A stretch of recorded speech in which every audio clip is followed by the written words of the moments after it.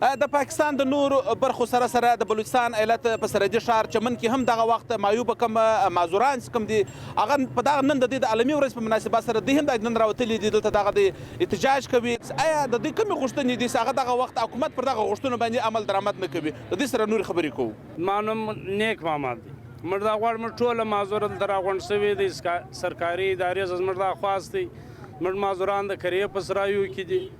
موږ معذوران تعلیم لري خو مثال دغه نه ورسره کېږي، کوم تعاون نه ورسره کېږي. موږ کې ډېر غریب معذوران شته. موږ خو دا نارینه په کورو کې دی زنانې شته مثال دغه لاسونه پښې کار نه کوي. پولیو په موږ کې شته. باید زموږ سره ګورمنټ تعاون وکړي، زموږ ناره واوري. په تعلیم کې موږ ناره واوري، زموږ د غریبو خلکو ناره واوري. ګورمنټ زموږ سره باید خپل تعاون وشي. موږ هم معذوران یو، غریب انسانان خدای پیدا کړي، باید زموږ ته هم د انسان په سترګه وکتل شي. تاسو هم انسان دی، موږ هم انسانان پیدا کړي والا پاک، موږ ته باید انسان په نظر وکتل شي.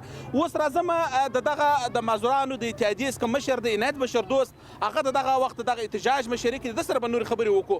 یقینا سرحدي صاحب د تیر وزیر اعلی چې هغه 5% د کوټه ورسول، دا وخت د یو خبري بیان پرې دا شی محدود دی، په عمل کې دا نه دی راغلی. نو زموږ د ګورمنټ صدا ته خواهش دی کم بچان چې تعلیم نه لري د هغو دپاره د هنر یو ترتیب جوړ شي. دا وخت موږ په خپل اپنې مدد آپ کې تحت یو اداره خلاصه کړې ده چې په هغه کې و معذوره بچانو ته کمپیوټر ور زده کوو، د سلایي ماشین ور زده کوو. دوی مطلب پر روزګار باندې بحاله سي. دوی پر روزګار باندې دغه و دغه د معیوب څخه د معذورانو د انجمن څخه مشر عنایت بشر دوست د موږ ته وویل چې په بلوچستان ایالت کې د دغه معذورانو کومه کوټه چې ده هغه 15% ته هم د ایالتي حکومت رسولې ده. بیا هم رقم که څه هم د پاکستان د شپږمې سرشمېرنې د مردمشمارۍ په مطابق دغه وخت په پاکستان کې کم د معذورانو تعداد ښول شوی دی هغه 20 میلیونه ښول شوی دی.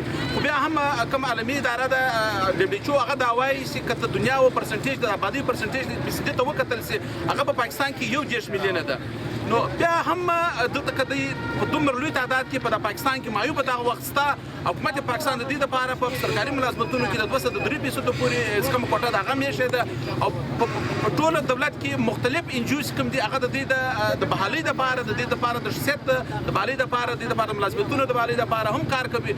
خو بیا هم نن دغه عالمي ورځ په مناسبت د راوتی دي دغه وخت په احتجاج باندې لاس پورې کړي، نه یوازې په چمن سرحدي ښار کې دي بلکې د بلوچستان ایالت په مختلفو ښارونو کې هم دا وخت نن ورځ د خپل عالمي ورځ په مناسبت احتجاجونه وکړل. او د حکومت څخه دا یو غوښتنه ده چې دوی کوم د ملازمتونو کوټه ده د دې د علاج درملنې کوم سہولیات هغه باید ودې ته ورکړل شي. خو تر اوسه پورې حکومت یوازې دا وایي چې د لپاره د ملازمتونو بندوبست کوي، نور د دې د علاج د صحت په ډول بندوبست نه دی کړی.